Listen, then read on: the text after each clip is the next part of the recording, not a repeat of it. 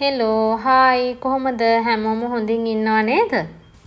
ඉතින් අද නිවාඩු දවසක්. නිවාඩු දවසක් කියන්නේ අද හස්බන්ඩ් නිවාඩුවක් දාලා තිබුණා එයාගේ වැඩකට. ඉතින් අද දවසේ මගේ දවස හස්බන්ඩ් එක්ක කොහොමද ගෙවෙන්නේ කියලා තමයි මේ වීඩියෝ එකේ තියෙන්නේ. ඉතින් අද උදේම මම නාගෙන මේ මට මතක් වුණා උදේම මට හස්බන්ඩ් පොරොන්දු වෙලා තිබුණා මල් පැලයක් අරන් දෙන්න. ඒ මල් පැලේ ඇත්තටම මම ගොඩක් තැන්වල මේ කියන්නේ මම මල් ගන්න යනකොට බැලුවත් මට හොයාගන්න බැරුණා. ඉතින් මම හස්බන්ඩ් කිව්වා අපි වෙනම ගිහින් මේ පැලේ හොයාගෙන එමු කියලා. ඉතින් හස්බන්ඩ් කිව්වා හරි එහෙනම් නිවාඩු දවසනේ අද යමු කියලා. ඉතින් දැන් අපි දෙන්න මේ මල් පැලේ හොයන්න තමයි යන්නේ. ඇත්තටම මම පැල තවන් 3කට විතර ගියා උදේවරුේ. හැබැයි මට මම ඒ හොයපු මල් පැලේ හොයාගන්න බැරි වුණා. මෙන්න මේ පැලතවානේ මං ආව මුල් කාලේ ගොඩාක් මල් පැල තිබ්බ පැලතවානක්. හැබැයි දැන් නම් ගොඩක් මල් පැල අඩුයි. මං හිතන්නේ මේ දවස්වල රස්නේ නිසා මල් පැල ගේන්නේ නැද්ද දන්නේ. ගොඩක් අඩුවෙන් තමයි මල් පැල මෙතනක් තිබුණේ. කොහොම හරි ඕන ඉතින් මම පැලතවන් 3කටම ගියාට මට මේ පැලේ හොයාගන්න බැරි වුණා. ඉතින් මම හවස ඊට පස්සේ පැලේ ගන්නවා කියලා හිතලා ගෙදර ආවා. මොකද අපි හවස කොහොමත් නුවර යන්න ප්ලෑන් කරලා තිබුණ නිසා. ඉතින් ගෙදර ඇවිල්ලා මේ තියෙන්නේ මට මහන්න තිබුණ ගවුමක්. මේ ගවුම දැන් මේ භාගෙට මේ මම කපලා හදලා තියෙන්නේ. මට දැන් මේ ටික මහගන්න තමයි තියෙන්නේ. ඉතින් දවල් ගෙදර ඇවිල්ලා මම මේ ගවුම මහන්න පටන් ගත්තා. මොකද මට මේක හෙට හවස් වෙනකොට දෙන්න ඕන. දැන් ඉතින් අද හවස මහන්න වෙන්නෙත් නැහනේ. මම කිව්වනේ අද හවස මම හස්බන්ඩ් එක්ක නුවරට යනවා කියලා. ඉතින් ඒ නිසා මම මේ ගවුම මහන්න පටන් ගත්තා. මම කැමතිම වැඩක් තමයි මේ ඇඳුම් මහනවා කියන එක. මොකද පොඩි කාලේ මගේ අම්මි මැහුවා ඇඳුම්. ඒ දිහා බලාගෙන ඉඳලා ඇත්තටම ආසාවක් තිබුණා ඒ විදිහට මහනවා කියලා. හැබැයි ඉතින් ඉස්කෝලේ යන කාලේ ඒවට එහෙම වෙලාවක් තිබුණෙත් නැහැ. එහෙම ගෙදර හිටියෙත් නැහැ එහෙම මහන්න ඉගෙන ගන්න කියලා අම්මිගෙන්. ඊට පස්සේ දැන් මට තවත් ආසාව වැඩි වුණා. මොකද හස්බන්ඩ්ගේ අම්මත් මේ ලස්සනට ඇඳුම් මහනවා. ඉතින් මේ ඒ මහනවා දැකලා මටත් ඒ විදිහට මහන්න තියෙනවා නම් කියලා ඇත්තටම ආස හිතුණා. දැන් ඉතින් මම මගේ ඇඳුම් ටික මහ ගන්නවා තනි. ඉතින් මට මොනවා හරි ඇඳුම් මහ ගන්න තියෙනවා නම් මම කොහොම හරි try කරලා මහ ගන්නවා. ඒ වගේම තමයි පොඩි පොඩි ගවුම් එහෙම නම් දැන් ඇත්තටම මට ආසයිත් මහන්න. මට ඒවා පොඩි බබාලගේ ඇඳුම් එහෙම නම් ගොඩක් මහන්න පුළුවන්. හැබැයි ඉතින් මම ලොකු අයගේ ඇඳුම් නම් මහන්න චුට්ටක් විතර බයයි තාම. ඒත් ඉතින් මං ඉතින් මගේ යාළුවන්ගේ ඇඳුම් එතකොට නංගිගේ ඇඳුම් අම්මගේ ඇඳුම් මේ ඇඳුම් මහනවා. ගොඩක් වෙලාවට නංගි නම් මගෙන් තමයි ඇඳුම් මහන්නේ.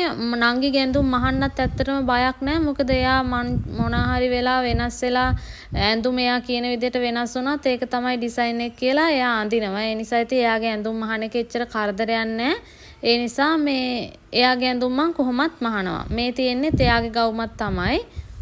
මට මේ ගවුම මහලා ඉවර කරන්න හවස 5 විතර වුණා. ඊට පස්සේ මේ ගවුමේ වැඩ ටික ඉවර කරලා දැන් ඉතින් මම කිව්වනේ මම හවස නුවර යනවා කියලා. දැන් ඉතින් අපි මේ නුවර යන්න තමයි හදන්නේ. ඉතින් මම මුලින්ම දලදා මාලිගාවට තමයි යන්නේ. ඒ නිසා ඉතින් සුදු ඇඳුමක් ඇඳගත්තා. ඉතින් ඔයාලා දන්නවනේ මම ඔයාලට කලින් වීඩියෝස් වලත් කියලා තියෙනවා මට එච්චරම සුදු ඇඳුම් ඇඳගෙන ඉන්න පුළුවන් කෙනෙක් නෙමෙයි. හරියට කිලිටි කරගන්නවා. ඉතින් ඒ නිසා මම ওই ඇඳුමකුත් දාගෙන තමයි යන්නේ.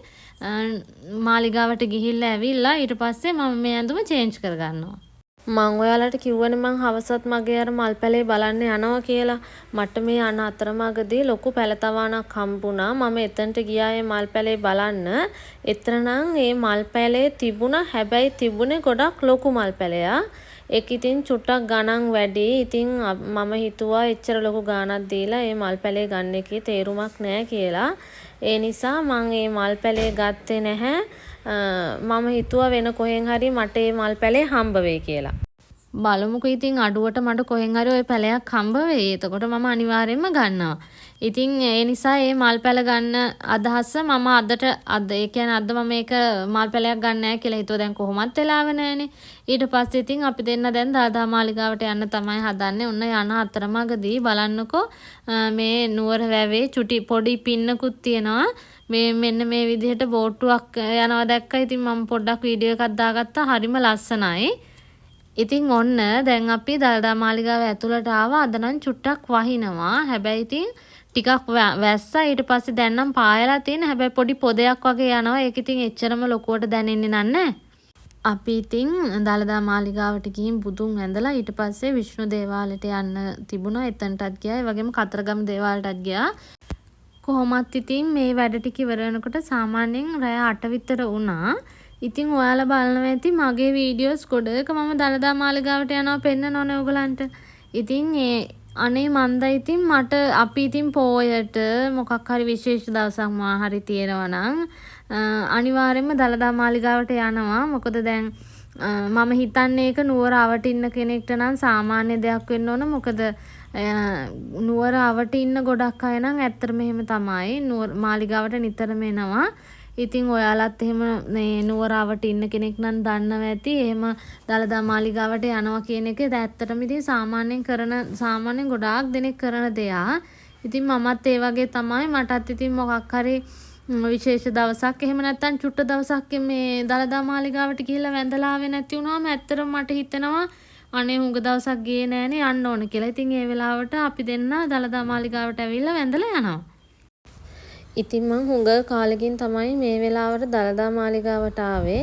ඉතින් මේ වෙලාවට දළදා මාලිගාවේ ගොඩාක් ඉන්නේ වෙනත් රටවල් වලින් ආපු විදේශිකයෝ. ඒ කියන්නේ දැන් සාමාන්‍යයෙන් අපි උදේවරුට යනකොට නම් අපේ රටේ ලංකාවේ කට්ටියනේ ගොඩක් ඉන්නේ. හැබැයි මේ වෙලාවට නම් වෙන රටවල් වලින් ආව කට්ටිය තමයි ඉන්නේ. මට හිතෙන විදිහට හවස් වරුවේ අර සෙනග පොඩ්ඩක් අඩු නිසා මේගොල්ලෝ මේ විදිහට එක්කන් එනවා ඇති කියලා මම හිතනවා. ඉතින් ඇත්තටම හවසත් ගොඩාක් ලස්සනයි දළදා මාලිගාව.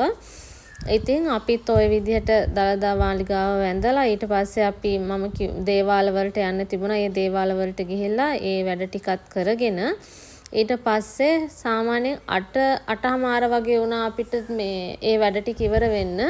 ඊට පස්සේ අපි දළදා මාලිගාවෙන් එළියට ආවා. හැබැයි ඉතින් එළියට ඇවිල්ලා අපිට ගොඩාක් ඇවිදින්න වුණා. මොකද අපි වාහනේ දාලා තිබුණ පැත්තට වඩා ගොඩක් වෙන පැත්තකට යන්න වුණා අපිට. මොකද අපි මේ දේවාල වලට ගියානේ. අපි දෙන්නත් එක්ක ඉතින් කයියක් ගහගෙන කොහොම හරි වාහනේ තියෙන තැනට ගියා. දැන් අපි වාහනේ තියෙන තැනට ගිහිල්ලා ඊට පස්සේ මම හදන්නේ මං කිව්වනේ මම මේ චේන්ජ් කරගන්නවා කියලා. චේන්ජ් කරගෙන අපි මේ ඩිනර් එකට යන්න තමයි හදන්නේ. ඉතින් අපි දෙන්න වෙනසකටත් එක්ක අද අලුත් රෙස්ටොරන්ට් එකට යනවා කියලා හිතුවා. ඉතින් මේ සීමා කියලා රෙස්ටොරන්ට් එකක් තියෙනවා. මට මතක හැටියට සීමා තමයි නම. ඉතින් එතනට ගියා. එතනත් ඇත්තටම ලස්සන මේ තැනක්. ෆොටෝස් ගහන්න එම ගොඩක් තැන් තියෙනවා. ලස්සනට තියෙනවා. ඉතින් එතනින් තමයි අපි ඩිනර් එක ගත්තේ. එතනින් අපි කොත්තුකුයි තව ඒගොල්ලන්ගේ ස්පෙෂල් මොකක් හරි රයිස් එකක් තිබ්බා. මට ඒකේ නම මතක නැහැ. අන්නේ රයිස් එකයි සුප් එකකුයි තමයි ඕඩර් කළේ. ඉතින් කෑම ටිකත් හොඳට තිබුණා. අපි කෑම කාලා ඊට පස්සේ ඉතින් අපි ගෙදර ආවා. ඇත්තටම ඉතින් අද ගොඩක් සතුටු දවසක්. මොකද හුඟ දවසකින් තමයි ඇත්තට මේ වගේ ඩිනර් අවුට් එකකට ගියේ. අපි දෙන්න ගියේම නෑ හුඟ කාලෙකින්. ඒ නිසා තමයි මෙහෙම ගියේ. ඉතින් මේ විදිහට ලස්සනට අද මගේ දවසේ ඉවර වුණා. ඉතින් එහෙනම් අද දවසට මං ගිහින් එන්න තමයි හදන්නේ. හැමෝටම ගොඩක් ස්තුතියි මගේ වීඩියෝස් බලනවට. දිගට මාත් එක්ක රැඳිලා ඉන්න. මම අලුත් වීඩියෝස් අරගෙන එන්නම්. ඒ වගේම දිගටම මගේ වීඩියෝස් බලන කට්ටිය මගේ වීඩියෝස් වලට ලයික් කරන්න, කමෙන්ට් කරන්න, ඒ වගේම සබ්ස්ක්‍රයිබ් කරලා නැත්නම් සබ්ස්ක්‍රයිබ් කරන්නත් අමතක කරන්න එපා. ඉතින් එහෙනම් අදට ගිහින් එන්නම්. හැමෝටම සුබම සුබ දවසක්.